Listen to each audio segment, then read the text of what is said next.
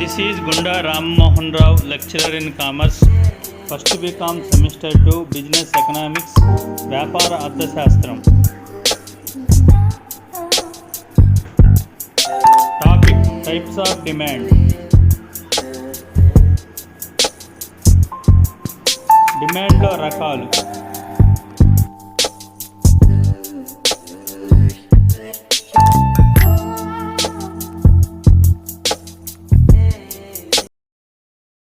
Students, ముందుగా welcome to the business economics class in Teachmint app. Dear students, ఈరోజు first BCom విద్యార్థులకి second సెమిస్టర్లో ఉన్న బిజినెస్ ఎకనామిక్స్ అనే సబ్జెక్ట్ నుంచి ఒక టాపిక్ని చర్చించడానికి మీ ముందుకు రావడం జరిగింది. ఒక స్టూడెంట్స్, ఈరోజు మనం చర్చించుకోబోయే టాపిక్ ఏంటంటే టైప్స్ ఆఫ్ డిమాండ్, డిమాండ్లో రకాలు అనే దాన్ని మనం ఈరోజు చర్చించుకోబోతున్నాం. ఒక స్టూడెంట్స్, డిమాండ్కి సంబంధించిన నిర్ధారకాల గురించి, మరి డిమాండ్ అంటే ఏమిటి అనే విషయాల గురించి క్రితం క్లాస్లో చర్చించుకున్నాం. సో ఈరోజు క్లాస్లో మనం డిమాండ్లో రకాలు ఏంటి, అసలు డిమాండ్ ఎన్ని రకాలు ఉంటాయి అనే విషయాల గురించి మనం పరిశీలించబోతున్నాం. సో ప్రధానంగా డిమాండ్లో ఉండే రకాలని మూడు రకాలుగా విభజించడం జరిగింది.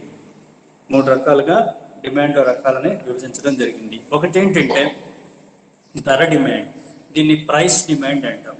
రెండవది ఆదాయ డిమాండ్, దీన్ని ఇన్కమ్ డిమాండ్ అంటారు. నెక్స్ట్ మూడవది జాత్యంతర డిమాండ్, దీన్ని క్రాస్ డిమాండ్ అంటారు. సో ఈ మూడు అంశాలని మనం ఈరోజు మరి డిమాండ్లో రకాలుగా మనం తీసుకుంటున్నాము. సో ఈ డిమాండ్లో రకాల గురించి ఒక్కొక్క దాని గురించి మనం పరిశీలిద్దాం. ఒక స్టూడెంట్స్, దీన్ని మనకి తెలియజేసేటువంటి మరి డిమాండ్ సంబంధించినటువంటి ఒక ఇమేజ్ మీకు స్క్రీన్ షేర్ చేస్తాను. ఆ స్క్రీన్ షేర్ చేసిన దాన్ని మనం పరిశీలిస్తూ క్లాస్ని యూజ్ చేస్తారని అనుకుంటున్నాను.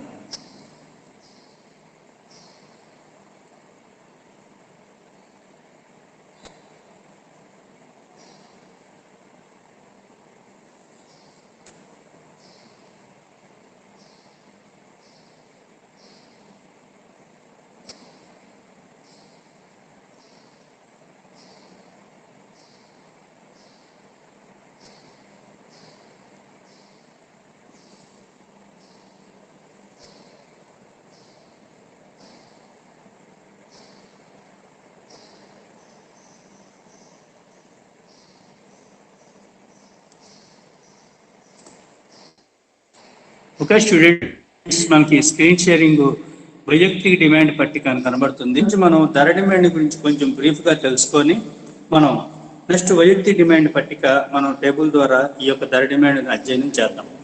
సో ధర డిమాండ్, ప్రైస్ డిమాండ్ అంటాం దీన్ని. జనరల్గా ఏంటంటే వస్తువు ధరకి ఆ వస్తువు డిమాండ్ పరిమాణానికి మధ్య ఉన్న సంబంధాన్ని తెలియజేసేదాన్ని ధర డిమాండ్ అంటారు. ధర డిమాండ్ అంటే ఏంటంటే వస్తువు యొక్క ధరకి ఆ వస్తువు డిమాండ్ పరిమాణానికి ఉన్న సంబంధాన్ని తెలియచేసేటువంటి దానిని ధర డిమాండ్ అంటారు. ఓకే స్టూడెంట్స్, ఇక్కడ మనకి ఇతర పరిస్థితుల్లో మార్పు లేనప్పుడు, అంటే ఇతర పరిస్థితులు అంటే మనకి జనాభాలో మార్పులు ఉండకూడదు, వినియోగదారుల అభిరుచులు మారకుండా ఉండాలి, ప్రభుత్వం చేసే చట్టాల్లో మార్పులు ఉండకూడదు, మరి పోటీ వస్తువులు మార్కెట్లో రాకుండా ఉన్న పరిస్థితుల్లో ఉంటే అప్పుడు దాన్ని ఇతర పరిస్థితుల్లో అని అంటాం. ఇతర పరిస్థితుల్లో మార్పు లేకుండా ఉంటే వస్తువు ధరకి ఆ వస్తువు డిమాండ్కి ఎప్పుడు సంబంధం ఉంటుంది. సో అప్పుడు ఏం జరుగుతుంది, ధర తగ్గితే డిమాండ్ పెరుగుతుంది, ధర పెరిగితే డిమాండ్ తగ్గుతుంది. ఇది జనరల్గా మనకు తెలుసు. ఎందుకంటే ధర తగ్గినప్పుడు ఏం చేస్తాం, మనం ఎక్కువ కొనుగోలు శక్తి ఉండదు కాబట్టి వస్తువుని కొనుగోలు చేయలేము. కాబట్టి ఏంటంటే ధర తగ్గినప్పుడు డిమాండ్ పెరుగుతుంది, ధర పెరిగింది అనుకోండి ఎక్కువ వస్తువును కొనుగోలు చేయలేము కాబట్టి ఏంటంటే డిమాండ్ తగ్గుతుంది. సో ధర తగ్గినప్పుడు ఆటోమేటిక్గా మనం కొనుగోలు చేసే పరిమాణం అనేది పెరుగుతుంది. అంతేకాకుండా ఎక్కువ మంది వినియోగదారులు ఆ వస్తువును కొనుగోలు చేయడానికి ముందుకు రావడం జరుగుతుంది, ఎందుకంటే వాళ్ళకి కొనుగోలు శక్తి ఉంటుంది కాబట్టి ఏంటంటే ఇతర పరిస్థితుల్లో మార్పు లేకుండా ఉన్నప్పుడు వస్తువు ధరకు ఆ వస్తువు డిమాండ్కి ఎప్పుడు సంబంధం ఉంటుంది. అది సంబంధం ఎలా ఉంటుంది అంటే ధర తగ్గితే డిమాండ్ పెరుగుతుంది, ధర పెరిగితే డిమాండ్ తగ్గుతుంది. కాబట్టి వస్తువు ధరకి డిమాండ్కి మధ్య ఉన్న సంబంధాన్ని గురించి మాత్రమే మనం ఇక్కడ విచారించడం లేదా ఆలోచించడం జరుగుతుంది. అయితే ఆదాయంలో కానీ, ప్రత్యామ్నాయ పూరక వస్తువు ధరలో కానీ, అభిరుచుల్లో కానీ మార్పు లేనప్పుడు ఒకే వస్తువుకు ఉండే డిమాండ్ దాని ధర మీద ఆధారపడి ఉంటుందని చెప్పొచ్చు. కాబట్టి ఏంటంటే దాన్ని మనం demand of X is equal function of price of X అని చెప్పేసి చెప్తాం. దీన్ని అలా సాంకేతికంగా తెలియచేయటం అనేది జరుగుతుంది. సో ధరకి డిమాండ్కి ఉండే అవినాభావ సంబంధం అనేది ధరల సిద్ధాంతానికి చాలా ప్రధానమైందని కూడా చెప్పొచ్చు. అయితే మనకి ఇక్కడ మరి డిమాండ్ పట్టికలో మనకి ఏం తెలుస్తుంది అంటే మనకి ధరను బట్టి డిమాండ్ ఎలా మారుతుంది అనే విషయం తెలుస్తుంది. అందులో మొట్టమొదటి వైయక్తిక డిమాండ్ పట్టికను పరిశీలిస్తే మనకి వస్తువు ధరకి వస్తువు డిమాండ్కి మధ్య ఉన్న సంబంధాన్ని ఏ పట్టిక తెలుపుతుందో దాన్ని డిమాండ్ పట్టిక అంటాం. సో మరి ఒక వస్తువుని ఒక వినియోగదారుడు ఏ ధరల వద్ద ఎంతెంత పరిమాణంలో కొనుగోలు చేస్తాడు అనే విషయాన్ని వైయక్తిక డిమాండ్ పట్టిక తెలియజేస్తుంది. అంటే ఒక వస్తువుని తీసుకుందాం అనుకోండి, ఆ వస్తువు ధరలు మారినప్పుడు వినియోగదారుడు ఎన్ని యూనిట్లు కొనుగోలు చేస్తాడు అనే దాన్ని వైయక్తిక డిమాండ్ పట్టిక తెలియజేస్తుంది. సో మనకి ఇక్కడ ఒక వైయక్తిక డిమాండ్ పట్టికను తెలియజేసేటువంటి ఒక టేబుల్ ఉంది. ఆ టేబుల్లో మనకి ఆపిల్ ధర రూపాయల్లో ఇవ్వటం జరిగింది. ఆపిల్ ధరని రూపాయల్లో ఇవ్వటం జరిగింది. తర్వాత ఏమిచ్చాడు అంటే డిమాండ్ అంటే కావాలి, వస్తువు కావాలని కోరుకుంటూ కొనుగోలు శక్తి ఉండి కొనుగోలు చేసిన వాటి సంఖ్య ఇచ్చాడు, అంటే డిమాండ్ అనేది ఇచ్చాడు. ఉదాహరణకి ఆపిల్ ధర 6 రూపాయలు చెప్పాడు. 6 రూపాయలు అప్పుడు ఏం చేశాడు, ఒకటే కొనుగోలు చేశాడు. మరి 5 రూపాయల 50 పైసలు చెప్తే ఒక 10 రూపాయలు తగ్గింది కదా అని చెప్పి 2 ఆపిల్స్ కొనుగోలు చేశాడు. అదే ఇంకో 10 రూపాయలు తగ్గితే 3 ఆపిల్స్ని తీసుకోగలిగాడు, కొనుగోలు చేయగలిగాడు. ఇంకొక 10 రూపాయలు తగ్గింది, ఈసారి 5 ఆపిల్స్ కొనుగోలు చేశాడు. సో మనం ఈ పట్టికలో గమనిస్తే ఏంటంటే ఆపిల్ ధర ఏమవుతుంది, క్రమంగా తగ్గుతూ ఉంది. అంటే వస్తువు డిమాండ్ ఏమవుతుంది, క్రమంగా పెరుగుతూ ఉంది. అంటే వస్తువు ధరకి డిమాండ్కి మధ్య ఏ సంబంధం ఉంది, ఇక్కడ విలోమ సంబంధం ఉన్నట్టు తెలుస్తుంది. దాన్ని ఇన్వర్స్ రిలేషన్ అంటాం. ఒక స్టూడెంట్స్ మనకి ఇక్కడ ధరను మనం 6 రూపాయలుగా ఉన్నప్పుడు ఒక పండే తీసుకోగలిగాడు వినియోగదారుడు. 5 రూపాయల 50 పైసలు అంటే ఒక 10 రూపాయలు తగ్గినప్పుడు వినియోగదారుల్లో ఏమొచ్చింది, తాను ఇంకొక పండు తీసుకుంటే బాగుండును అనుకున్నాడు. కాబట్టి 2వ పండును కూడా తీసుకున్నాడు. మొత్తం 2 పళ్ళు కొనుగోలు చేసుకున్నాడు. అంటే 10 రూపాయలు తగ్గడంలోనే వినియోగదారుడు ఆలోచన ఏమైంది, ప్రవర్తన మారిపోయింది. అతను 10 రూపాయలు తగ్గినా సరే తనకి 2 పళ్ళు కొనాలని కోరిక కలిగింది. అదే ఇంకో 10 రూపాయలు తగ్గింది అనుకోండి, 5 రూపాయలు ఉన్నప్పుడు అప్పుడు వినియోగదారుడు ఏం చేశాడు, ఇంకో పండు కూడా తీసుకుంటే బాగుండు కదా అని అతను సైకలాజికల్గా అనిపించింది. 3వ పండు తీసుకోవాలని ప్రయత్నించాడు, 3 పళ్ళు తీసుకున్నాడు. అంటే వినియోగదారుడు ప్రవర్తన ఏమవుతుంది, ధరలు తగ్గుతున్నప్పుడల్లా కూడా పరిమాణంలో మార్పు చేసుకుంటున్నాడు అనమాట. సో మనకి ఇంకా ఇక్కడ 1 రూపాయి తగ్గింది, ఈసారి క్రితం కన్నా ఇంకో రూపాయి తగ్గింది. 4 రూపాయలకు వస్తే ఇంకొక 2 యూనిట్లు ఎక్కువ తీసుకుంటే బాగుండు అనుకున్నాడు. సో సహజంగా మనం కూడా మార్కెట్కి వెళ్ళినప్పుడు ఎలానే ఆలోచిస్తాం. సో ధర ఎంత అని అంటాం, ధర ఎంత అంటే 20 రూపాయలు చెప్పాడు అనుకోండి, 1 కేజీ అంటాం. పక్క షాప్కి వెళ్తాం, 15 రూపాయలు అంటాడు, వెంటనే మనం 4 కేజీలు తీసుకుంటాం. అంటే ఏం చేస్తున్నాం, మనం ధర తగ్గినప్పుడు మన సైకాలజీ ఏమవుతుంది, ఇంకో కొంత పరిమాణం కొనుగోని వెళ్తే మన ఇంటి అవసరాలకు ఉపయోగపడుద్ది కదా అని ఆలోచిస్తున్నాం. కాబట్టి ఏంటంటే వైయక్తిక డిమాండ్ పట్టికలో మనకి ఏం తెలుస్తుందంటే ధర తగ్గినప్పుడు మరి వస్తువు యొక్క డిమాండ్ పెరుగుతూ ఉండటం మనం గమనిస్తున్నాం. దీన్ని మనం వస్తువు ధరకి డిమాండ్కి ఉన్న విలోమ సంబంధాన్ని తెలియజేస్తుందని కూడా అర్థమవుతుంది. స్టూడెంట్స్, మనం వైయక్తిక డిమాండ్ పట్టికని తెలియజేసేటువంటి ఒక మరి డయాగ్రామ్ ఉంది, రేఖాచిత్రం ద్వారా కూడా మనం దీన్ని విశ్లేషణ చేయొచ్చు. సో ఈ పట్టికలో మనం గమనిస్తే ఏమవుతుంది, ఈ పట్టిక ఎలా ఉంది అని అంటే ఈ పట్టిక గమనిస్తే మనకి ఆపిల్ ధర క్రమంగా తగ్గుతూ ఉంటే మరి వస్తువు యొక్క డిమాండ్ పెరుగుతూ ఉందని చెప్పేసి తెలుస్తుంది. సో మనకి ఇక్కడ కూడా మనకి ఈ ఎక్స్ యాక్సిస్ ఇచ్చాడు, ఓఎక్స్ అని ఒకటి ఇచ్చాడు. అది ఏం తెలియజేస్తుంది, క్వాంటిటీని తెలియజేస్తుంది. ఓఎక్స్ అనేది ఏం తెలియజేస్తుంది, క్వాంటిటీని తెలియజేస్తుంది, అంటే పరిమాణం అనమాట. ఓవై అంటే నిలువు గీత ఉంది చూశారు, అది ఓవై. ఓవై అక్షం ఏం తెలియజేస్తుంది అంటే ప్రైస్. ఎక్స్ యాక్సెస్ ఏమో క్వాంటిటీని, వై యాక్సెస్ ఏమో ప్రైస్ని. యాక్సెస్ అంటేనేమో మరి ఓఎక్స్ అక్షం అంటాం, తెలుగులో అక్షం అంటాం. ఓకే, వై యాక్సెస్ అంటే వై అక్షం అని అంటాం. సో ఎక్స్ అక్షం మీద క్వాంటిటీని, వై అక్షం మీద ప్రైస్ని మనకి ఇవ్వడం జరిగింది. జనరల్గా మనకి క్వాంటిటీ 10 యూనిట్లు ఎప్పుడు వస్తువు ధర ఏ అనే పాయింట్ ఉంది పైన, ఆ యొక్క స్లోప్లో ఉన్నటువంటి రేఖలో పరిశీలిస్తే ఏ అనే పాయింట్ ఉంది. సో ఏ అనే పాయింట్, ఓకే స్టూడెంట్స్, ఏ అనే పాయింట్ ఎక్కడుంది, సో ఇక్కడ ఏ అనే పాయింట్ ఉంది. సో ఈ ఏ అనే పాయింట్ దగ్గర ధర ఎంత ఉంది అని అంటే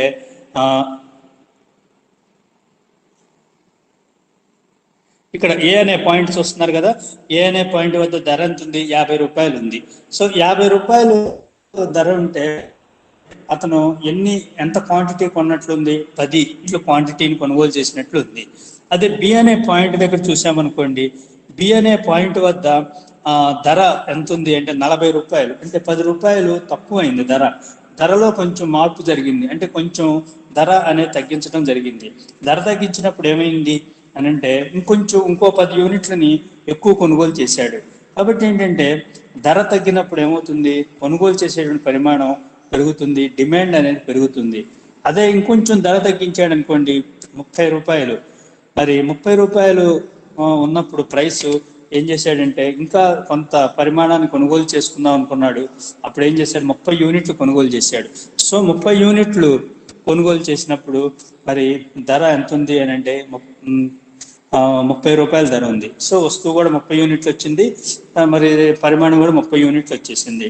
ఇంకా కొంచెం 20 రూపాయలు తగ్గించాడు అనుకోండి, డి పాయింట్ దగ్గర మనం తెలుస్తుంది, అక్కడ ఆ డి వద్ద ఉన్న ధర 20 రూపాయలుగా తీసుకోవడం జరిగింది. మళ్ళీ కొంచెం పరిమాణాన్ని కొనుగోలు చేయడం జరిగింది, దానివల్ల 40 యూనిట్లు ఇవ్వడం జరిగింది. సో డిమాండ్ అనేది 40 యూనిట్లని తెలియచేస్తుంది. నెక్స్ట్ ఇంకొంచెం ధర తగ్గింది, అది ఈ పాయింట్ వద్ద పరిశీలిస్తున్నాం. సో ఈ పాయింట్ వద్ద పరిశీలిస్తే మనకి ధర 10 రూపాయల ఉన్నట్టు తెలుస్తుంది. ధర 10 రూపాయలు కొనగలిగినటువంటి పరిమాణం 50 యూనిట్లు కొనగలని అనుకున్నాడు, కొనేసాడు. కాబట్టి ఏంటంటే ఇక్కడ డిమాండ్ కర్వ్ అనేది స్కోప్ లో గమనిస్తే ఏబిసిడిఈ పాయింట్ వద్ద మనకి ఏమవుతుంది అంటే మనకి వివిధ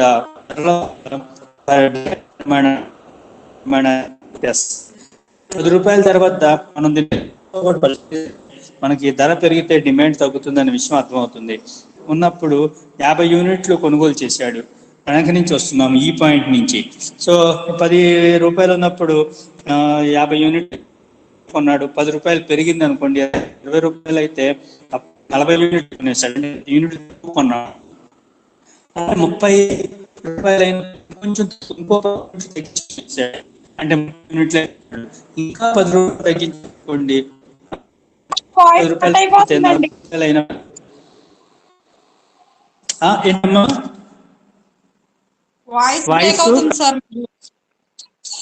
వాయిస్ బ్రేక్ అవుతుందా అంటే ఇక్కడ సిగ్నల్ ప్రాబ్లం అయి ఉంటుంది నాన్న. ఇప్పుడు వినబడుతుందమ్మా? వినబడుతుంది నాన్న ఇప్పుడు వెరీ గుడ్ నాన్న, వెరీ గుడ్.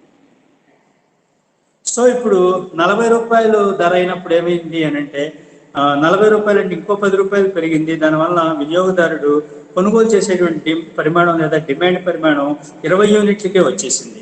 సో ఇప్పుడు ధరని ఇంకో 10 రూపాయలు పెంచారనుకోండి 50 యూనిట్లకి, అప్పుడు ఏం చేస్తాడు వినియోగదారుడు, ఇంకో 10 యూనిట్లు తగ్గించుకుంటాడు, అంటే ఇంకో 10 యూనిట్లు మాత్రమే కొనగలుగుతాడు.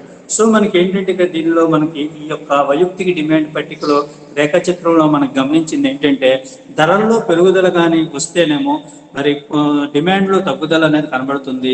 ధర అనేది తగ్గుతున్నప్పుడు ఏమవుతుందంటే కొనుగోలు పరిమాణం పెరుగుతుంది, కాబట్టి డిమాండ్ అనేది పెరుగుతున్నట్లు మనకు తెలుస్తుంది. అంటే ధరకి డిమాండ్కి మధ్య ఇక్కడ విలోమ సంబంధం ఉన్నట్లు మనకి వైయక్తిక డిమాండ్ పట్టిక ద్వారా తెలుస్తుంది. ఓకే స్టూడెంట్స్, మనం వాళ్ళు చెప్పుకున్న దాంట్లో మనకి ధర డిమాండ్ మరి ఒకటి వైయక్తిక డిమాండ్ పట్టిక అనేది ఇలా ఉంటే, దీంట్లో మనం డిమాండ్ రేఖ గీస్తే మనకి x అక్షం y అక్షం మీద ఉన్నటువంటి డిమాండ్ రేఖ ద్వారా మనకి డిమాండ్ రేఖ ఎడమ నుంచి కుడికి కింది వాలి ఉంటుంది అనేటువంటి విషయం అర్థమవుతుంది. అంటే వైయక్తిక డిమాండ్ పట్టిక ఎప్పుడు కూడా మరి ధర పెరిగితే డిమాండ్ తగ్గుతుంది, ధర తగ్గితే డిమాండ్ పెరుగుతుంది అనే విషయం తెలియజేస్తుంది. కాబట్టి డిమాండ్ రేఖ ఎడమ నుంచి కుడికి కిందికి వాలి ఉంటుంది అనే విషయం మనకి తెలుస్తుంది. సో మనకి ఇది ఒక వ్యక్తి అయితే ఇలా ప్రవర్తిస్తాడని ఈ డిమాండ్ రేఖ చిత్రం ద్వారా తెలుస్తుంది. మరి ఒకవేళ వ్యక్తి కాకుండా మార్కెట్ డిమాండ్ షెడ్యూల్ ఎలా ఉంటుంది, అసలు మార్కెట్ డిమాండ్ షెడ్యూల్ ఇది వైయక్తిక డిమాండ్ పట్టిక. ధర డిమాండ్ ఫస్ట్ ఒక ధర డిమాండ్ అని చెప్పాను, ధర డిమాండ్ వైయక్తిక డిమాండ్ ఉంటుంది, మార్కెట్ డిమాండ్ ఉంటుంది. సో మార్కెట్ డిమాండ్ పట్టికను కూడా మనం ఒక వ్యూ చేసి చూద్దాము. నేను దీని స్క్రీన్ షేరింగ్ ని క్లోజ్ చేసి మార్కెట్ డిమాండ్ పట్టికను తెలియజేసేటువంటి మరి మీకు ఇమేజ్ని మీకు స్క్రీన్ మీద షేర్ చేస్తాను.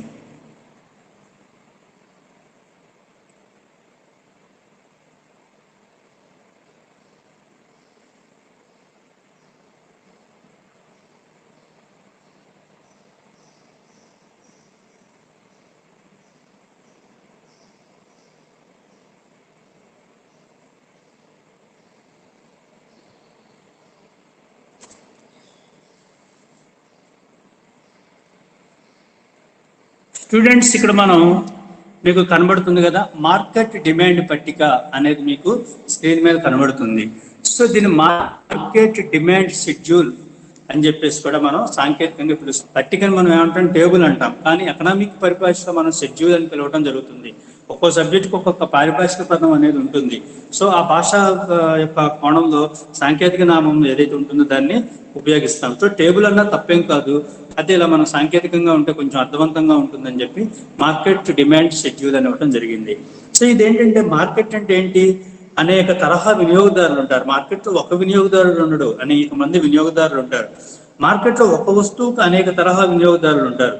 ఆ వినియోగదారులు కూడా ఎలా ఉంటారు అంటే, వాళ్ళ ఆదాయంలో తేడాలు ఉంటాయి, వస్తువు పట్ల ఆసక్తిలోనూ తేడాలు ఉంటాయి. ఆదాయం అందరిది ఒకటే ఉండదు. మరి కూలి పనికి వెళ్ళే వాడి దగ్గర నుంచి కోటీశ్వరుడి వరకు మార్కెట్లో ఉంటారు. వాడి వల్ల ఆదాయ స్థాయిలు మారుతూ ఉంటాయి. సో కాబట్టి వస్తువు పట్ల ఆసక్తి కూడా మారుతుంది. కొందరు మరి ఏంటి, ఆదాయం తక్కువ ఉన్న వాళ్ళు కోరుకునే వస్తువులు, ఎక్కువ ఆసక్తి చూపించే వస్తువులు ఒక రకానికి ఉంటాయి. మరి మరి ఎక్కువ ఆదాయం ఉండి కోట్లు సంపాదించి ఎక్కువ ఆదాయం ఉన్న వాళ్ళు ఆశించేటువంటివి, వాళ్ళ యొక్క ఆసక్తి ఉన్న వస్తువులు వేరే ఉంటాయి. చూడండి విద్యార్థులారా, మరి కూలి పని వెళ్ళేవాడు, లేదంటే కొద్దిపాటి శాలరీతో సంపాదించుకునేవాడు కారు కొనుక్కోవాలనేటువంటి వస్తువుల గురించి ఆసక్తి ఉంటుందా? ఉండదు కదా. కారు కొనుక్కోవాలనే ఆసక్తి 50,000 టీవీ లేదా ఫ్లాట్ రాన్ పెద్ద సైజు 70 ఇంచుల టీవీని, లేదా స్క్రీన్ పెద్దదిగా ఉండేది, ఇలాంటివి కొనుక్కోవాలని అనుకునే ఆసక్తి ఎవరికి ఉంటుంది? కోటీశ్వరుడికి ఉంటుంది, వానికి ఆసక్తి ఉంటుంది. కాబట్టి ఆదాయాలను బట్టి వస్తువుల మీద ఆసక్తి అనేది ఉంటుంది. కాబట్టి ఆదాయాల్లోనూ వస్తువుల పట్ల ఆసక్తిలోనూ ఎప్పుడు తేడాలు ఉంటాయి. సో వినియోగదారులు అందరూ కూడా ఒకే రకమైనటువంటి ఆదాయం ఉండదు, ఒకే రకమైనటువంటి ఆసక్తి ఉండదు.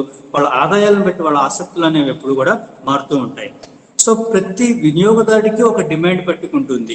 సో ఈ డిమాండ్ పట్టిక అంటే ఏదో సబ్జెక్ట్లో చెప్పేటువంటి ఒక డిమాండ్ పట్టిక, ఏదో మనం పరీక్షలో రాసుకోవడానికి ఉపయోగపడేటువంటి డిమాండ్ పట్టిక అనుకోకూడదు.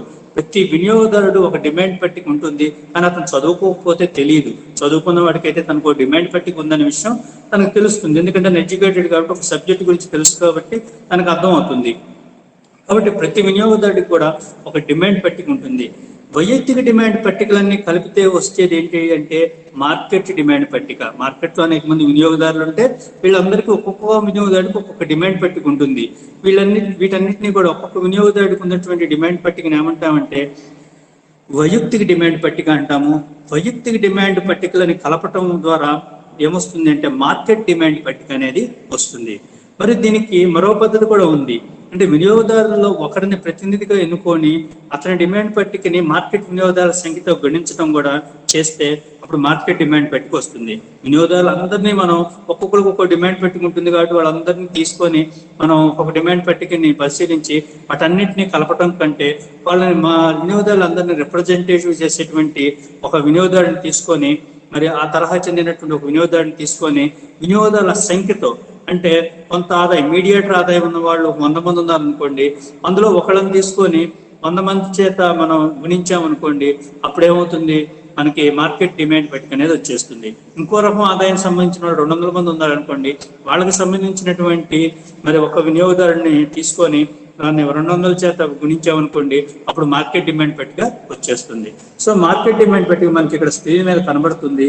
ఈ స్క్రీన్ మీద మనం ఒకసారి పరిశీలిస్తే మార్కెట్ డిమాండ్ పట్టిక అనే హెడ్డింగ్ ఉంది.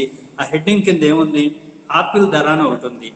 ఆపిల్ ధర తర్వాత ఏం కాలం ఉందమ్మా నాన్న, ఒకసారి చదవండి. ఆపిల్ ధర ఉంది కదా, దాని తర్వాత ఏముంది స్టూడెంట్స్?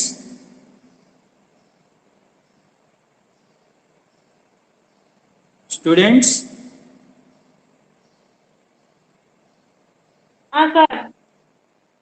రెండవ పాయింట్ అమ్మా, రెండవ కాలము ఒకసారి చదవండి నాన్న.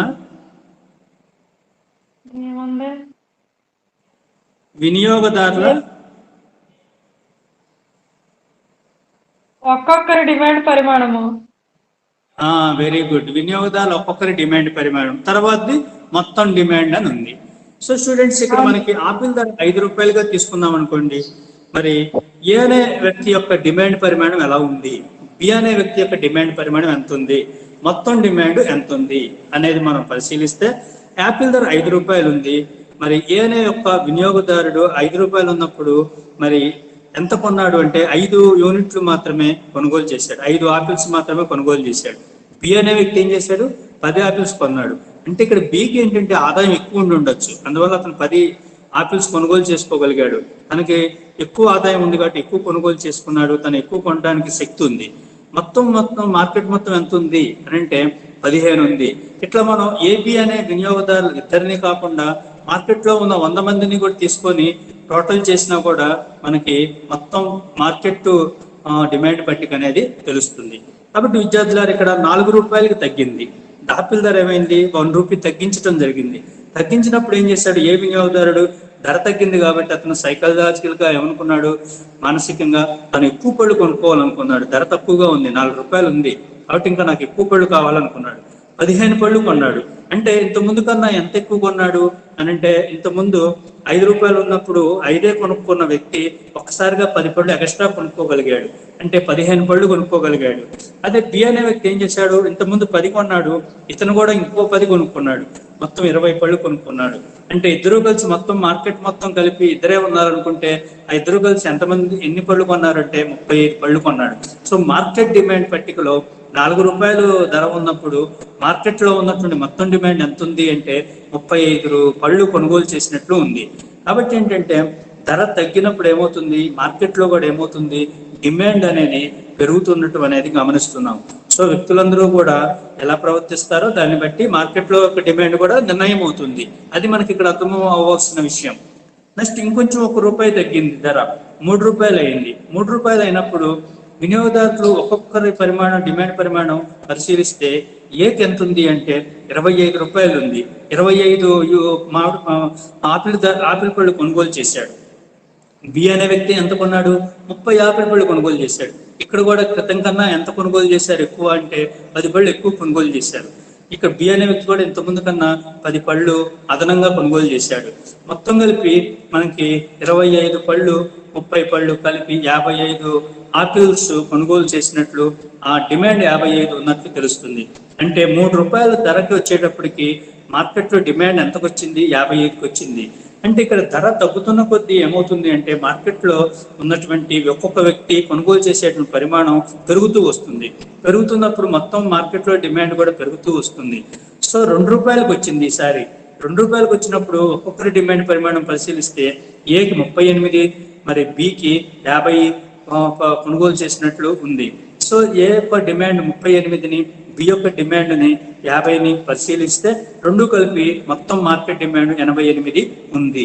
కాబట్టి ఏంటంటే చూడండి, ఫస్ట్ 5 రూపాయలు ఉన్నప్పుడు ఉన్నటువంటి మొత్తం డిమాండ్ 15 ఉంటే 2 రూపాయలకి పడిపోయినప్పుడు ఏమైంది, 88కి పెరిగింది. ఇదేంటి, మార్కెట్ డిమాండ్ అనేది ఏమవుతుంది అంటే ధర తగ్గుతున్నప్పుడు మరి డిమాండ్ పెరుగుతున్నట్టు మనకు తెలుస్తుంది. స్టూడెంట్స్ మనం ఈ టేబుల్ కింద ఉన్నటువంటి వీటిని కూడా మనం పరిశీలిద్దాము. ఈ యొక్క డయాగ్రామ్ ద్వారా మనకి పరిశీలిద్దాము. మరి ఏ యొక్క డిమాండ్ని, బి యొక్క డిమాండ్ని రెండింటినీ కలిపితే వచ్చేది మార్కెట్ డిమాండ్ని. అంటే విద్యార్థులారు, మనం మార్కెట్లో చాలా మంది ఉంటారు, వేల మంది ఉంటారు. వేల మందికి మనం బొమ్మలు చార్ట్ గీయలేము. ఒక్కొక్కరికి, ఒక్కొక్క వినియోగదారుడికి ఒక్కొక్క డిమాండ్ ఉంటుంది, డిమాండ్ పట్టుకుంటుంది అన్నాం. కాబట్టి 1000 మందికి ఇలా 1000 టేబుల్స్ గీయాలంటే కష్టం. కాబట్టి రిప్రజెంటేటివ్ గా మనం ఇద్దరుని తీసుకున్నాం, ఏ అనే వ్యక్తిని, బి అనే వ్యక్తిని. అలాగనే డయాగ్రామ్స్ కూడా ఏ అనే వ్యక్తికి, బి అనే వ్యక్తికి ఇద్దరికి తీసుకొని అది మార్కెట్ మొత్తానికి, అంటే ఇద్దరికి కూడితే వచ్చేది మార్కెట్ మొత్తానికి సమానంగా పెట్టి మనం మార్కెట్ మొత్తానికి సరిపోని ఒక డయాగ్రామ్ తీసుకోవడం జరుగుతుంది. చూడండి, ఇక్కడ 2 రకాల ఆదాయ సమూహాలకు ప్రతినిధులుగా ఉన్నటువంటి ఏబీలు ఊహాజనిత సంఖ్యలు మనం డిమాండ్ పట్టికలో తీసుకోవడం జరిగింది. మరి ఒక్కొక్క ధర వద్ద ఎవరెవరు ఎంతెంత పరిమాణం చేస్తారో కూడా మనం చూడటం జరిగింది. ధర తగ్గినప్పుడు వాళ్ళు ఏం చేస్తున్నారు, డిమాండ్ చేసే పరిమాణం మనకి పెరుగుతున్నాం అనేది గమనిస్తున్నాం. కాబట్టి ఈ విషయం మనకి పెరుగుతుందనే విషయం సులభంగా కూడా తెలుస్తుంది. సో మనకి ఈ సమాచారాన్ని మనం ఆధారంగా చేసుకుంటే మార్కెట్ డిమాండ్ రేఖను గీయడానికి అవకాశం ఉంది. సో మార్కెట్ డిమాండ్ రేఖ ఎలా ఉంటుంది అనేది కూడా కింద టేబుల్లో మనం పరిశీలించవచ్చు. ఈ రేఖ ఏంటంటే వైయక్తిక డిమాండ్ రేఖ కన్నా సరళంగా ఉంటుంది. అంటే వ్యక్తిగత డిమాండ్ రేఖ కన్నా ఇంకొంచెం దాన్ని సరళంగా ఉంటుంది. అంటే ఒక వస్తువు ధర కొద్దిగా తగ్గిందనుకోండి, ఒక వ్యక్తి ఎక్కువ కొనకపోవచ్చు, కానీ మార్కెట్లో కొంతమంది ఎక్కువ కొన్నా కూడా డిమాండ్ పెరుగుతుందనే విషయం తెలియజేస్తుంది. సో స్టూడెంట్స్, ఇక్కడ మనకి మార్కెట్ డిమాండ్ పట్టిక అంటే ఏ యొక్క డిమాండ్, బి యొక్క డిమాండ్, మార్కెట్ డిమాండ్ రెండు కూడా పరిశీలిస్తే ఎక్స్ యాక్సిస్ మీద డిమాండ్ని, వై యాక్సిస్ మీద ప్రైస్ని ఇవ్వడం జరిగింది. అట్లా మనకి మార్కెట్ డిమాండ్ని ఎక్స్ యాక్సిస్ మీద మార్కెట్ డిమాండ్ని, వై యాక్సిస్ మీద ప్రైస్ని ఇవ్వడం జరిగింది. చూడండి విద్యార్థులు, ఇక్కడ ఫస్ట్ మరి 5 రూపాయలు 50 రూపాయలు ఉన్నప్పుడు, ప్రైస్ 50 రూపాయలు ఉన్నప్పుడు ఏ యొక్క డిమాండ్ 5 ఉంది. మరి ప్రైస్ 40 రూపాయలు అయినప్పుడు ఏ యొక్క డిమాండ్ 15 రూపాయలకు పెరిగింది, 15 యూనిట్లకు పెరిగింది. 30 రూపాయలు తగ్గినప్పుడు ఇంకా 25 యూనిట్లు కొనుగోలు చేసినట్లు డిమాండ్ కనబడుతుంది. సో ఈ డిడి డిమాండ్ రేఖను పరిశీలిస్తే మనకి ఏం తెలుస్తుంది అని అంటే, మనకి వినియోగదారుడు ధర తగ్గితే డిమాండ్ని ఎక్కువ చేస్తున్నాడని తెలుస్తుంది. అదే దాన్ని మనం రివర్స్లో కూడా పరిశీలించవచ్చు. 30 రూపాయలు ఉన్నప్పుడు 25 యూనిట్లు కొన్న వినియోగదారుడు 40 రూపాయలు అవ్వగానే 15 యూనిట్లనే కొనుగోలు చేశాడు. 40 కాస్త ఇంకొంచెం ధర పెరిగింది అనుకోని 50 యూనిట్లు పెరుగుతుంది, 50 రూపాయలు అయింది. 5 ఆపిల్స్నే కొనుగోలు చేయడం జరిగింది. స్టూడెంట్స్, ఇదే మన ఉదాహరణ ఇప్పుడు రీసెంట్గా కూడా జరుగుతుంది. పెట్రోల్ ధరలు పెరుగుతూ ఉన్నాయి. చూడండి, మనం ఇంతకుముందు పెట్రోల్ 70 రూపాయలు ఉన్నప్పుడు మనం చాలా అవసరాలకి, ఎక్కువ పనులకి పెట్రోల్ బండి మీద వెళ్ళేవాళ్ళం. రేటు పెరిగే కొద్ది మన అవసరాలను తగ్గించుకుంటున్నాం. మనం పెట్రోల్ వినియోగాన్ని కూడా తగ్గించుకోవడానికి చూస్తున్నాం. మనం కొన్ని పనులను మనం నచ్చేది చేసుకోవడానికి ప్రయత్నిస్తున్నాం. అంటే వినియోగదారుడు ఎలా ప్రవర్తిస్తున్నారు? రేటు పెరిగే కొద్ది దాన్ని బేర్ చేయలేక, దాని కొనుగోలు శక్తి లేక, దానికి కొనాల్సినటువంటి సామర్థ్యం లేక దాని కొనుగోలునే ఆపేసి దానికి సంబంధించినటువంటి కోరికను కొంచెం తగ్గించుకోవడం జరుగుతుంది. దానివల్ల ఆటోమేటిక్గా డిమాండ్ అనేది చేయలేకపోతున్నాడు, కొనుగోలు చేయలేకపోతున్నాడు. దానివల్ల డిమాండ్ అనేది తగ్గిపోవడం అనేది జరుగుతుంది. సో ఇట్లా ప్రతి వినియోగదారుడు కూడా అలానే అనుకుంటున్నప్పుడు ప్రతి వినియోగదారుడిలో కూడా ఎంతో కొంత మార్పు అనేది జరుగుతుంది. కాబట్టి డిమాండ్ పరిమాణంలో మార్కెట్లో మొత్తం మీద కూడా, టోటల్ మీద కూడా పరిశీలిస్తే డిమాండ్ పరిమాణంలో మార్పు అనేది జరుగుతుంది. అది ఎలా జరుగుతుందంటే, ధర పెరిగినప్పుడు డిమాండ్ తగ్గటం, ధర పెరిగినప్పుడు డిమాండ్ తగ్గటం, ఈ రెండు కూడా జరుగుతూ ఉంటాయి. సో అలా బి యొక్క డిమాండ్ కూడా పరిశీలిస్తే మనకి ఈ టేబుల్లో బి యొక్క డిమాండ్ కూడా ఇవ్వటం జరిగింది. బీది కూడా ఎక్స్ యాక్సిస్ మీద, వై యాక్సిస్ మీద, ఎక్స్ యాక్సిస్ మీద ఏమో డిమాండ్ని, వై యాక్సిస్ మీద ప్రైస్ని ఇవ్వటం జరిగింది. ఇక్కడ ఏముంది, 30 రూపాయలు ఉన్నప్పుడు 30 యూనిట్లు కొనుగోలు చేశాడు. 40 రూపాయలు అయినప్పుడు 20 యూనిట్లు కొనుగోలు చేశాడు. 50 రూపాయలు అయినప్పుడు 10 యూనిట్లే కొనుగోలు చేశాడు. అదే రేటు 50 యూనిట్లు ఉన్నప్పుడు, దీని రివర్స్లో పరిశీలిస్తే 50 రూపాయలు ఉన్నప్పుడు 10 యూనిట్లే కొన్నాడు. 40 రూపాయలు అయినప్పుడు 20 యూనిట్లు కొన్నాడు. 30 రూపాయలు ఉన్నప్పుడు 30 యూనిట్లు కొన్నాడు. అంటే ధర తగ్గుతున్నప్పుడు అలా డిమాండ్ చేసేటువంటి పరిమాణం పెరుగుతూ వస్తుంది. ఇదే మనకి పరిశీలిస్తే మార్కెట్లో కూడా అలానే జరిగింది. కాబట్టి మార్కెట్లో కూడా 30 రూపాయలు ఉన్నప్పుడు 55 యూనిట్లు డిమాండ్ చేశాడు. 40 రూపాయలు ఉన్నప్పుడు 35 యూనిట్లే డిమాండ్ చేశాడు. 50 రూపాయలు ఉన్నప్పుడు 15 యూనిట్లనే డిమాండ్ చేయడం జరిగింది. సో ఇక్కడ ప్రైస్ అనేది పెరుగుతున్న కొద్దీ డిమాండ్ అనేది తగ్గుతుండటం అనేది మనం మార్కెట్ డిమాండ్ పట్టికలో కూడా మనం పరిశీలించాం. సో ఇక్కడ ఏబి రేఖలు అనేది వైయక్తిక డిమాండ్ రేఖల కింద వస్తాయి. ఏ పట్టిక, బి పట్టిక వైయక్తిక డిమాండ్ రేఖలు. డిడి అనేది మార్కెట్ డిమాండ్ రేఖ తెలియజేస్తుంది. సో కాబట్టి వివిధ డిమాండ్ రేఖలు సమాంతరంగా కలవడం ద్వారా ఏంటంటే మార్కెట్ డిమాండ్ రేఖ అనేది వచ్చింది. కాబట్టి డిమాండ్ రేఖ సరళంగానే ఉండొచ్చు, కుంభాకారంగా ఉండొచ్చు, లేదా పుటాకారంలో కూడా ఉండొచ్చు.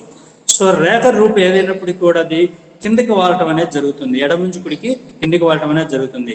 అంటే ధర తగ్గిన కొద్దీ డిమాండ్ పెరుగుతూ ఉండటం అనేది, ధర పెరుగుతున్న కొద్దీ డిమాండ్ తగ్గుతూ ఉండటం అంటే వస్తువు ధరకు డిమాండ్కి విలువ సంబంధం ఉండటం అనేది మనకు అర్థమవుతుంది. సో డిమాండ్ సూత్రం కూడా మనకి ఇదే విషయాన్ని తెలియజేస్తుంది. ఓకే స్టూడెంట్స్, మరి డిమాండ్లో రకాల్లో మనం ఏం చెప్పాము? మొట్టమొదటి ధర డిమాండ్కి సంబంధించి వైయక్తిక డిమాండ్ పట్టిక, మార్కెట్ డిమాండ్ పట్టిక రెండింటిని కూడా మనం పరిశీలించాం. సో మనం ఇంకొక స్క్రీన్ షేరింగ్లో ఏం చేద్దామంటే, మరి ఆదాయ డిమాండ్, జాత్యంతర డిమాండ్ గురించి కూడా పరిశీలిద్దాం. రెండవ డిమాండ్ ఏంటి? ఆదాయ డిమాండ్. మరి మూడవది జాత్యంతర డిమాండ్, ఇన్కమ్ డిమాండ్ని, మరి జాత్యంతర డిమాండ్ని కూడా పరిశీలిద్దాం. దీన్ని మనం స్క్రీన్ షేరింగ్ ఆపేసి నెక్స్ట్ స్క్రీన్ షేరింగ్ పెడుతున్నాను.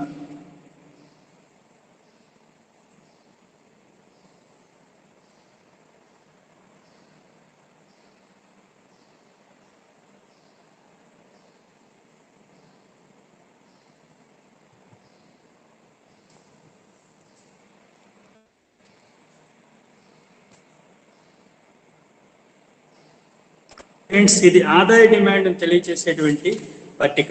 సో ముందు ఆదాయ డిమాండ్ గురించి మనం కొంత పరిశీలించి తర్వాత మనం ఆదాయ డిమాండ్ పట్టికని విశ్లేషణ చేద్దాం. సో స్టూడెంట్స్, మనకి ఇప్పుడు ధర డిమాండ్ గురించి మనం తెలుసుకుందాం. డిమాండ్ నిర్ధారకాల్లో ముఖ్యమైన ఆదాయ స్థాయిల్లో మార్పుకు ఫలితంగా డిమాండ్లో వచ్చే మార్పులకు గల సంబంధాన్ని ఆదాయ డిమాండ్ భావన తెలియజేస్తుంది. డిమాండ్ నిర్ధారకాల్లో ముఖ్యమైనది ఆదాయ స్థాయి. సో ఆదాయాన్ని బట్టి కూడా డిమాండ్ అనేది మారుతుంది. అది డిమాండ్ నిర్ధారకాల్లో ఒక అంశంగా మనం ఇంత ముందు క్లాస్లో చెప్పుకున్నాం. సో ఆదాయ స్థాయిలో మార్పుల ఫలితంగా కూడా డిమాండ్లో ఏర్పడే మార్పులకు ఉన్న సంబంధం ఎలా ఉంటుంది, ఆదాయం మారితే వస్తువు డిమాండ్లో మార్పు ఎలా జరుగుతుంది అనే విషయాన్ని ఆదాయ డిమాండ్ భావన తెలియజేస్తుంది. అంటే ఇక్కడ పూరక వస్తువులు ప్రత్యామ్నాయ వస్తువుల ధరల్లో మార్పుకి వస్తువు డిమాండ్లో ఏర్పడే మార్పుకి గల సంబంధం కూడా మరి జాత్యంతర డిమాండ్ అనే భావన తెలియజేస్తుంది. ఆదాయ డిమాండ్ ఏమో వస్తువు వినియోగదారుని ఆదాయంలో మార్పులు జరిగితే డిమాండ్లో వచ్చే మార్పులు తెలియజేస్తుంది. అదే పూరక ప్రత్యామ్నాయ వస్తువు ధరలో మారితే వస్తువు డిమాండ్లో ఏర్పడే మార్పుల గురించి ఆ ఉన్న డిమాండ్కి ధరకి ఉన్న సంబంధాన్ని జాత్యంతర డిమాండ్ భావన తెలియజేస్తుంది. సో ఇప్పుడు మనం ఆదాయ డిమాండ్ ముందు పరిశీలిద్దాం. ఆదాయ డిమాండ్ ఏంటంటే ఒక వస్తువుకు ఉండే ధరకు డిమాండ్కు ఉన్న సంబంధాన్ని ధర డిమాండ్ తెలియజేస్తుంది. వస్తువుకి ధరకి డిమాండ్కి ఉన్న సంబంధాన్ని ధర డిమాండ్ తెలియజేస్తే ఆదాయం అనేది ఇతర వస్తువుల ధరలు స్థిరంగా ఉంటే ఒక వస్తువుకు ఉండే డిమాండ్ ఆ వస్తువు ధర మీద ఆధారపడి ఉంటుందని చెప్పొచ్చు.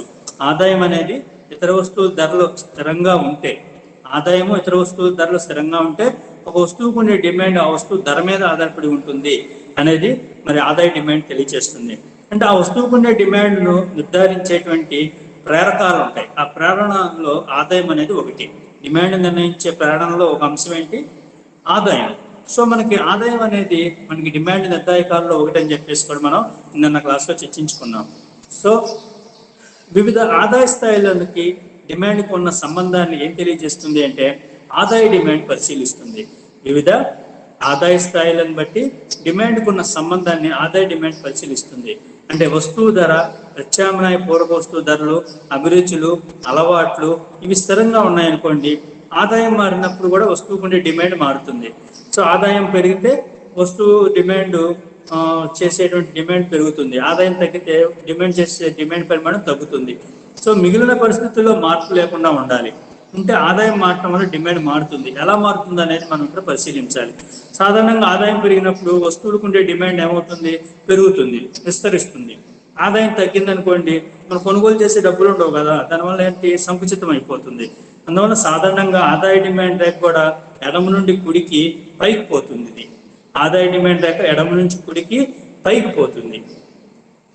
సో మరి స్టూడెంట్స్ ఇక్కడ మనం పరిశీలిస్తున్నాము ఇక్కడ. కానీ నాసిరకం వస్తువుల విషయాన్ని మనం చూస్తే డిమాండ్ అనేది ఆదాయం పెరిగినప్పుడు తగ్గుతుంది. నాసిరకం వస్తువులకి ఏమవుతుందంటే అంటే ఇన్ఫీరియర్ గుడ్స్ అంటాం వీటిని. నాసిరకం వస్తువులు కొనుగోలు చేసేవాడు ఏం చేస్తాడు? ఆదాయం పెరగగానే నాసిరకం వస్తువులు కొండవు. ఇంతకుముందు ఏం చేస్తాడు? 20 రూపాయలు బియ్యం కొనేవాడు. ఇవాళ వాడికి జీతం పెరిగిపోయింది, బాగా ఆదాయం వచ్చేసింది, మళ్ళీ ఆ బియ్యమే కొనుక్కుంటాడా? కొండు కదా. ఈసారి మేలు రకం బియ్యం కొనుక్కుంటాడు. 50 రూపాయల బియ్యం కొని చక్కగా బిర్యానీ రైస్ కొని చక్కగా మంచి భోజనం చేసి మంచి బిర్యానీ తిని హ్యాపీగా ఉంటాడు. ఇంతకుముందు ఏవో బట్టలు కొనుక్కునేవాడు, దొరికిన బట్టలు 100 రూపాయలు 200లో తీసుకునేవాడు. ఇప్పుడు మంచి బట్టలు కొనుక్కుంటాడు. అంటే ఆదాయం పెరిగినప్పుడు ఏమవుతుంది అని అంటే పాత రక వస్తువులు, నాసిరకం వస్తువుల్ని కొనడం మానేస్తాడు. మన ఆదాయం పెరిగితే డిమాండ్ పెరగాలిగా మరి, కానీ నాసిరకం వస్తువుల విషయంలో ఇది రివర్స్గా ఉంటుంది. కాబట్టి ఏంటంటే ఉదాహరణకు ఒక పేదవాడు తీసుకుందాం, నాసిరకం వస్తువును కొంటున్నాడు అనుకున్నాం. అతనికి లాటరీలో ధనం వచ్చిందనుకోండి, నాసిరకం వస్తువును పూర్తిగా కొనడం మానేస్తాడు. లాటరీలో ధనం రావాలని లేదు, కానీ కష్టపడితే ఉద్యోగం, మంచి ఉద్యోగం, మంచి ఆదాయం పెరిగేది ఏదైనా సంపాదించుకుంటే ఇప్పుడు ఆదాయం పెరుగుతుంది. పెరిగితే ఏం చేస్తాడు? నాసిరకం వస్త్రాన్ని పూర్తిగా కొనడం మానేస్తాడు. అంటే ఏమవుతుంది?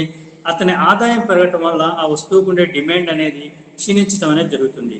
అయితే ఏది నాసిరకం వస్తువు అనేది మనం నిర్దిష్టంగా చెప్పగలమా అంటే మరి అది చెప్పడం కష్టం.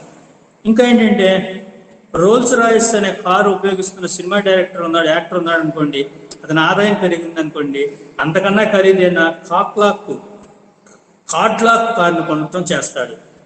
సో మామూలుగా రోల్స్ రాయిస్ కార్ను కొనుక్కున్నట్టు సినిమా యాక్టర్ కూడా ఆదాయం పెరిగితే దానికన్నా పెద్ద ఖరీదు ఉన్నటువంటి కార్డ్లాక్ కార్ని కొనటం చేస్తాడు. అంటే నూతన ఆదాయ స్థాయి వద్ద ఏమవుతుంది? అతని దృష్ట్యా రోల్డ్ రాయల్స్ కార్ అనేది నాసిరకం వస్తువు అవుతుంది. కాబట్టి నాసిరకం వస్తువు అని చెప్పడానికి నిర్దిష్టత ఏమీ లేదు. ఒకడికి అద్భుతమైన వస్తువు అనిపించుకున్నది ఇంకోటికి నాసిరకం వస్తువు అవ్వచ్చు. సో మనకి ఆదాయ స్థాయిని బట్టి వాళ్ళకి కొందరు దృష్టిలో నాసిరకం వస్తువులుగా పరిగణించబడితే కొందరు దృష్టిలో అది మేలు రకం వస్తువులుగా పరిగణించడం అనేది జరుగుతుంది అనమాట. అందువల్ల కొన్ని వస్తువులు నాసిరకమైనవి గాను కొన్ని సాధారణ వస్తువులను విభజించడం కష్టం. అంటే వ్యక్తి ఆదాయ స్థాయి అతని యొక్క మానసిక ప్రవృత్తిని బట్టి మారుతుంటుంది. అంటే ఆదాయ స్థాయిని బట్టి ఏవి నాశరకం వస్తువులు అనేది తెలుసుకోవాల్సిన అవసరం ఉంటుంది. ఆదాయాన్ని బట్టి ఉంటుంది ఆ నాశరకం వస్తువులు అనేది. కాబట్టి అతని భావన ఆదాయాన్ని బట్టి నాశరకం వస్తువులు, మేలు రకం వస్తువులు అనే భావన మారుతూ ఉంటుంది. ఓకే స్టూడెంట్స్, మనకి ఇక్కడ ఒక టేబుల్ గమనిస్తున్నాము. ఇది ఏంటంటే ఆదాయ డిమాండ్ని తెలియజేసేటువంటి ఒక రేఖాచిత్రం. ఈ రేఖాచిత్రాన్ని పరిశీలిస్తే మనకి ఎక్స్ యాక్సిస్ మీద డిమాండ్ పరిమాణం ఇవ్వటం జరిగింది, వై యాక్సిస్ మీద ఏమి ఇచ్చారంటే ఆదాయం ఇవ్వటం జరిగింది. సో మనకి కరువు చూసే డిడి డిమాండ్ రేఖ ఎడమ నుంచి కుడికి పైకి పోతుంది. సో పైకి పోవడం గమనిస్తున్నాం. ఇక్కడ క్యూ పరిమాణం ఏ వద్ద బి పాయింట్ వద్ద మనం పరిశీలిస్తే డిడి డిమాండ్ రేఖలో ఏబిల వద్ద మనం పరిశీలిస్తే Y1 అనేటువంటి ఆదాయ పాయింట్ వద్ద మరి Q1 అనే పరిమాణాన్ని కొనుగోలు చేశాడు. Y2 అనేటువంటి ఆదాయ పరిమాణం వద్ద Q2 పరిమాణాన్ని కొనుగోలు చేశాడు. అంటే డిమాండ్ ఎక్కువగా చేయడం జరిగింది ఆదాయం పెరిగినప్పుడు. సో పై రేఖాచిత్రం మనం పరిశీలిస్తే ఆదాయం ఓవై అయినప్పుడు డిమాండ్ OQ1గా ఉంది. అదే ఆదాయం OY2కు పెరిగినప్పుడు వస్తువుకు ఉండే డిమాండ్ OQ1 నుంచి OQ2కి పెరిగింది. ఇది సాధారణంగా జరిగే విషయమే. కానీ మనకి ఆదాయ డిమాండ్ రేఖ ఎడమ నుంచి కుడికి పైకి పోవడం అనేది గమనిస్తున్నాం. ఇట్లా మనం డిమాండ్ ప్రవర్తించే వస్తువులకి మేలు రకం వస్తువులను కూడా ఇలా డిమాండ్ ప్రవర్తించే వస్తువులు మేలు రకం వస్తువులను కూడా చెప్పొచ్చు అనమాట.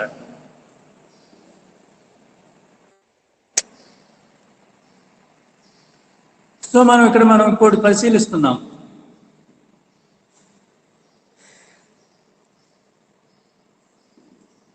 రెండవ పటం గమనిస్తున్నాం. రెండవ పటంలో ఏం జరుగుతుందంటే డిమాండ్ రేఖ ఉన్న వస్తువులని నాశరకం వస్తువులు అంటాం. ఇక్కడ నాశరకం వస్తువులకు సంబంధించి డిమాండ్ రేఖ ఇప్పుడు చెప్పబోయేది.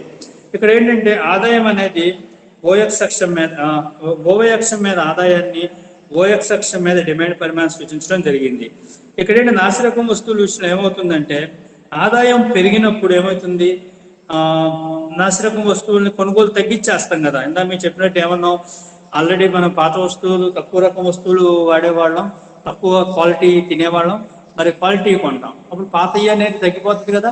మీకు ఆదాయం పెరిగినప్పుడు ఏమవుతుంది, నాశరకం వస్తువుల విషయంలో మరి డిమాండ్ తగ్గిపోతుంది. కాబట్టి ఇక్కడ మనం పరిశీలిస్తే OY2 అనేటువంటిది మరి ఆదాయం ఉన్నప్పుడు అతని యొక్క డిమాండ్ OQ1 ఉంది. మరి అతని యొక్క ఆదాయం తగ్గినప్పుడు OY1కి వచ్చినప్పుడు అతను కొనే పరిమాణం OQ2కి పెరిగింది. అంటే OY1కి ఉన్నటువంటి ఆదాయం ఉన్నప్పుడు అతని యొక్క కొనుగోలు పరిమాణం OQ2గా పరిశీలిస్తున్నాం. OQ2లో ఉన్న పరిమాణం మరి ఆదాయం పెరగగానే OY2కి పెరగగానే ఏమైంది, అతను నాశరకం వస్తువును కొనడం మానేశాడు. దానివల్ల ఏమైంది, OQ1కి తగ్గింది, OQ1కి వచ్చేసింది. కాబట్టి అంటే మేలు రకం వస్తువులు ఉండే డిమాండ్ రేఖ ఏమవుతుందంటే ఎడమ నుంచి కుడికి పైకి పోతుంది. అదే నాశరకం వస్తువులకు ఉండే డిమాండ్ రేఖ ఏమవుతుంది, ఎడమ నుంచి కుడికి కిందికి వాళ్తుంది. సో ఈ రెండు కూడా మనం చాలా గమనించాలి. ఇక్కడ కూడా మనం ఒక డిస్క్రిప్షన్ ఉంది. మేలు రకం వస్తువులకు ఉండే డిమాండ్ రేఖ ఎడమ నుంచి కుడికి పైకి పోతుంది, మరి నాశరకం వస్తువులకు ఉండే డిమాండ్ రేఖ ఎడమ నుంచి కుడి వైపుకి కిందికి వాలి ఉంటుంది. సో స్టూడెంట్స్, మనం ఇప్పుడు ఆదాయ డిమాండ్ గురించి కూడా మనం తెలుసుకుందాము. నెక్స్ట్ మనం ఈ స్క్రీన్ షేర్ కూడా నేను ఆపుతున్నాను. నెక్స్ట్ మనం జాత్యంతర డిమాండ్ గురించి టేబుల్ని నేను స్క్రీన్ షేర్ చేస్తున్నాను. మీరు దీన్ని క్లోజ్ చేస్తున్నాను.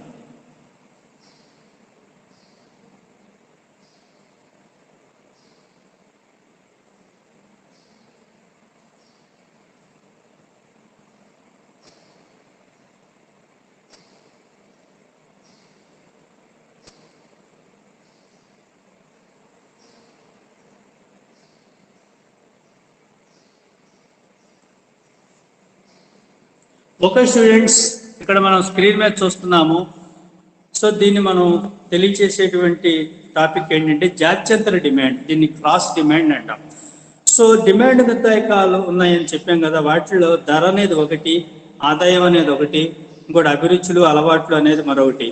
సో వీటి విషయంలో మార్పు లేనప్పుడు ఒక వస్తువు యొక్క ప్రత్యామ్నాయ పూరక అంటే అనుబంధ వస్తువుల ధరల్లో మార్పు వచ్చిందనుకోండి, ఆ వస్తువుకు ఉండే డిమాండ్లో మార్పులు వస్తాయి. ఆ మార్పును తెలియచేయడాన్ని జాత్యంతర డిమాండ్ అని అంటాం. సో ఇతర డిమాండ్ నిర్ణాయకాలలో మార్పు లేనప్పుడు ఒక వస్తువు యొక్క ప్రత్యామ్నాయ పూర్వ వస్తువులో మార్పు వస్తే ఆ వస్తువుకు ఉండే డిమాండ్లో మార్పులని జాత్యంతర డిమాండ్ అని అంటారు. సో ఒక వస్తువుకి సాధారణంగా ఏంటంటే రెండు రకాల వస్తువులతో సంబంధం ఉంటుంది. అవి ఏంటంటే పూరక వస్తువులు అనొచ్చు. ఉదాహరణకి కారు ఉంటే పెట్రోల్ కూడా ఉండాలి. అంటే కారు ఉండి పెట్రోల్ లేకుండా మనం కారు నడపలేం కదా. అంటే ఒక వస్తువుకి ఇంకొక వస్తువు సంబంధం ఉంటుంది. అందువల్ల వాటి పూరక వస్తువులు అంటాం. ఒకదానికి ఇంకోటి సంబంధం ఉంటే పూరక వస్తువులు అంటాం. మరి తేయాకు పాలు అంటే మనకి టీ కావాలంటే ఏం కావాలి? తేయాకు పాలు పంచదార. సో పంచదార లేకుండా తాగితే పాలు తేయాకైనా కావాలి. అంటే ఇవి రెండు లేకుండా టీ తాగలేం కదా. తేయాకు లేకుండా మనం బ్లాక్ టీ తాగలం లేదా గ్రీన్ టీ తాగలం. అంతేగాని మామూలు టీ తాగాలంటే తేయాకు కావాలి, పాలు కావాలి, పంచదార కావాలి. సో మనకి ఏంటి పూరకం అన్నమాట. ఇలాంటివన్నీ కూడా లేదా ప్రత్యామ్నాయ వస్తువులు ఉండవచ్చు. టీ బదులు కాఫీ, టూత్ పేస్ట్ వాడచ్చు, టూత్ పౌడర్ వాడచ్చు. ప్రత్యామ్నాయాలంటే దాని బదులు ఇంకోటి వాడగలిగింది. పూరకాలంటే దాంతోపాటు తప్పనిసరిగా అది వాడాల్సింది. అవి పూరక వస్తువులు అంటాం. సో పూరక లేదా అనుబంధ వస్తువుల విషయంలో ఏంటంటే ఒక వస్తువు ధర తగ్గింది అనుకోండి, ఆ వస్తువుకు ఉన్న డిమాండ్ విస్తరించడంతో పాటు పూరక వస్తువులకు ఉండే డిమాండ్ కూడా విస్తరిస్తుంది. పూరక వస్తువులు లేదా అనుబంధ వస్తువుల విషయంలో ఏమవుతుందంటే ఒక వస్తువుకు ఉండేటువంటి ధర తగ్గితే ఆ వస్తువుకు ఉండే డిమాండ్ విస్తరించడంతో పాటు పూరక వస్తువులకు ఉండే డిమాండ్ కూడా విస్తరిస్తుంది. అంటే పెట్రోల్ ధర తగ్గింది అనుకోండి, పెట్రోల్కు ఉండే డిమాండ్తో పాటు కార్లకు, స్కూటర్లకు, మోపెడ్లకు ఉండే డిమాండ్ కూడా విస్తరిస్తుంది. పెట్రోల్ ధరలు పెరిగిపోయినప్పుడు ఏంటి అమ్మో పెట్రోల్ మనం బండి నడపలేని చెప్పి చాలా మంది బండి కొనడం మానేస్తుంటారు. పెట్రోల్ ధరలు తగ్గినాయి అనుకోండి, ఇప్పుడు పెట్రోల్ కూడా తక్కువ ధరలో వస్తుంది, మనం బండి కొందాం అనుకుంటారు. పెట్రోల్ ధరలు తగ్గితే పెట్రోల్కు ఉండే డిమాండ్ పెరుగుతుంది. దాంతోపాటు కార్లకి, స్కూటర్లకి, మోపెడ్లకి ఉన్న డిమాండ్ కూడా విస్తరిస్తుంది. అలా కాకుండా పెట్రోల్ ధరలు పెరిగినాయి అనుకోండి, దానికి ఉండే డిమాండ్తో పాటు కార్లకి, స్కూటర్లకు ఉండే డిమాండ్ కూడా తగ్గుతుంది. సో మనం ఈ విషయాన్ని మరి పూరక వస్తువులకు ఉండేటువంటి ధరను బట్టి ఆ వస్తువుకు ఉండే డిమాండ్ ఎలా మారుతుంది అని తెలియచేసేటువంటి టేబుల్ని మీకు స్క్రీన్ మీద చూపిస్తున్నాను. ఎక్స్ యాక్సిస్ మీద ఏమో డిమాండ్ని, ఎక్స్ డిమాండ్ని, మరి వై యాక్సిస్ మీద వై ధరని పేర్కోవడం జరిగింది. సో మనకి ఇక్కడ OP1 ధర వద్ద ఏమైంది, మరి OM2 అనేటువంటి పరిమాణంలో మరి డిమాండ్ ఉంది. అదే OP2 ధర వద్ద ఏమైంది, OM2 ఆ పరిమాణంలో మరి డిమాండ్ ఉంది. సో OP1 వద్ద ఏమో OM1 ఉంది, OP2 వద్ద ఏమో OM2 అనే డిమాండ్ ఉంది. ఇక్కడ డిమాండ్ రేఖ ఎలా ఉంది అంటే ఎడమ నుంచి కుడి కిందికి వాళ్తుంది. అంటే ఎక్స్ మరియు వైలు ఇక్కడ పూరక వస్తువులు. ఎక్స్ అనేది పూరక వస్తువు, ఎక్స్ వై పూరక వస్తువులు. అంటే ఒక వస్తువు లేకుండా ఇంకో వస్తువుని వినియోగించుకోవడం కుదరదు అనమాట. అందువల్ల వాటి పూరక వస్తువులు అంటాం. వై వస్తువు ధర తగ్గింది అనుకోండి, ఎక్స్ వస్తువుల ధరకి డిమాండ్ పెరుగుతుంది ఇక్కడ. అలా కాకుండా వై ధర పెరిగింది అనుకోండి, ఎక్స్ వస్తువుకు ఉండే డిమాండ్ కూడా తగ్గుతుంది. సో ఈ డిమాండ్ రేఖ ఎలా ఉంది అంటే పూరక వస్తువుల విషయంలో ఒక వస్తువు ధరకి అంటే వై ధరకి ఎక్స్ వస్తువుకు ఉండే డిమాండ్కి మధ్య సంబంధం అనేది తెలియజేస్తుంది. సో స్టూడెంట్స్, ఇది పూరక వస్తువులకు సంబంధించినటువంటి టేబుల్. నెక్స్ట్ ఇంకోటి ఏంటి అంటే జాత్యంతర డిమాండ్లో ఇంకోటి ప్రత్యామ్నాయ వస్తువులకు సంబంధించిన డిమాండ్ రేఖ కూడా ఉంటుంది. సో దీన్ని ఇంకో స్క్రీన్ షేరింగ్ చేస్తున్నాను, ఇది క్లోజ్ చేసి.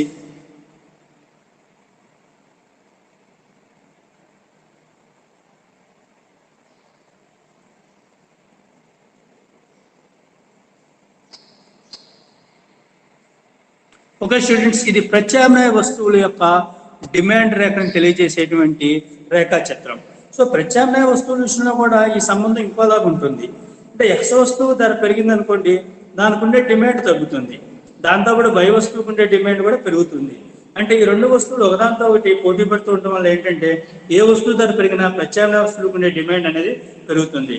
సో ఇక్కడ మనకి రేఖాపత్రంలో చూస్తే ప్రతిస్థాపన సంబంధం, సబ్స్టిట్యూటిబిలిటీ అనేది చూపించడం జరిగింది.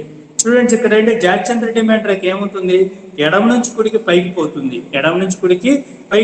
గమనిస్తున్నాం. అంటే వై ధర పెరిగింది అనుకోండి, దానికి ఉండే డిమాండ్ తగ్గడంతో పాటు పూరక వస్తువు అయినటువంటి ఎక్స్ డిమాండ్ కూడా పెరగడం అనేది గమనిస్తున్నాం. సో ఈ డిమాండ్ రేఖ వై వస్తువు ధరకి ప్రత్యామ్నాయమైనటువంటి ఎక్స్ వస్తువు డిమాండ్కి ఉండే సంబంధాన్ని తెలియచేయడం అనేది జరుగుతుంది. స్టూడెంట్స్, ఇక్కడ మనకి ఎక్స్ యాక్సిస్ మీద ఎక్స్ వస్తువు డిమాండ్ని, వై యాక్సిస్ మీద వై వస్తువు ధరని ఇవ్వడం జరిగింది. సో స్టూడెంట్స్, ఇక్కడ మనకి ఎక్స్ యాక్సిస్ మీద మనం పరిశీలిస్తే వై యాక్సిస్ మీద పరిశీలిస్తే OP2 ధర ఉన్నప్పుడు డిమాండ్ OM1 ఉంది. సో ధర OP1కి పెరిగినప్పుడు మరి ఎక్స్ వస్తువు యొక్క డిమాండ్ వై వస్తువు ధర పెరిగినప్పుడు ఏమైంది, ఎక్స్ వస్తువు యొక్క డిమాండ్ పెరిగింది. అంటే వై వస్తువు ధర పెరిగితే ఏమవుతుంది, మనం ప్రత్యామ్నాయ వస్తువుని ఎన్నుకుంటాం. సంతూర్ సబ్బు ధర పెరిగింది అనుకోండి, లక్స్ సబ్బు కొంటాం. లక్స్ సబ్బు ధర పెరిగింది అనుకోండి, సంతూర్ సబ్బు కొంటాం. అలానే మనం చక్రా గోల్డ్ ధర పెంచేసాడు అనుకోండి, వద్దురా బాబు టీ పొట్టాల్లో ఏ తక్కువ రేటు ఉందో చూసుకుంటాం, 3 రోజెస్ టీ పొడి కొంటాం. సో మనకి ఎట్లా ప్రత్యామ్నాయ వస్తువుల్లో ఒకదాని ధర పెరిగితే డిమాండ్ అనేది దానికి ఆ వస్తువుకి డిమాండ్ పెరుగుతుంది. ఇప్పుడు రెగ్జోనా సబ్బు ధర పెంచేసేది అనుకోండి, సంతూర్ సబ్బు కొనుక్కుంటాం. అంటే రెగ్జోనా సబ్బు ధరకి మరి సంతూర్ సబ్బు డిమాండ్కి ఒక సంబంధం అనేది మనం చూస్తున్నాం. కాబట్టి దాన్నే మనం ఏమంటామంటే ప్రత్యామ్నాయ వస్తువుల డిమాండ్ అని అంటాం. ఈ డిమాండ్ రేఖ ఏంటి, ఎడం నుంచి కుడికి మరి ఎలా పోతుంది, పైకి పోతుంది. సో దీన్ని మనం జాత్యంతర డిమాండ్ అని చెప్పేసి పిలుస్తాం అనమాట. ఓకే స్టూడెంట్స్, మరి మనం జాత్యంతర డిమాండ్ తెలియజేసేటువంటి మరి పూరక వస్తువుల యొక్క రేఖాచిత్రాన్ని, ప్రత్యామ్నాయ వస్తువులకు ఉండే రేఖాచిత్రాన్ని పరిశీలించాము. ఈ స్క్రీన్ షేరింగ్ ని క్లోజ్ చేస్తున్నాను.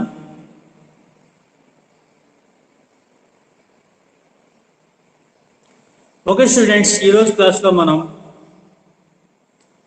బిజినెస్ ఎకనామిక్స్ అనే సబ్జెక్టులో డిమాండ్లో రకాలు అంటే ధర డిమాండు, ఆదాయ డిమాండు, మరి జాత్యంతర డిమాండ్ గురించి పరిశీలించాము. ఇవి కాకుండా మనకి ఇంకా ఇతర డిమాండ్ రకాలు ఉన్నాయి.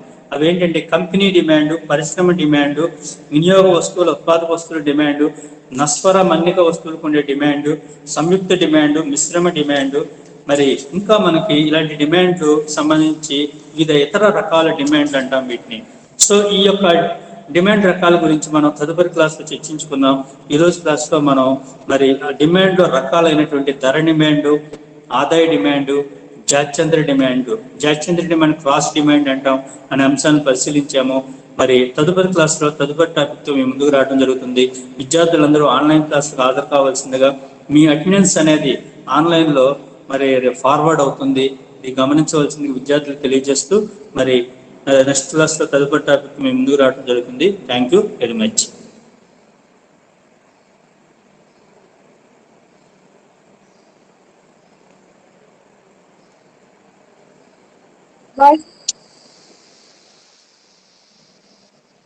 బాయ్ అమ్మా.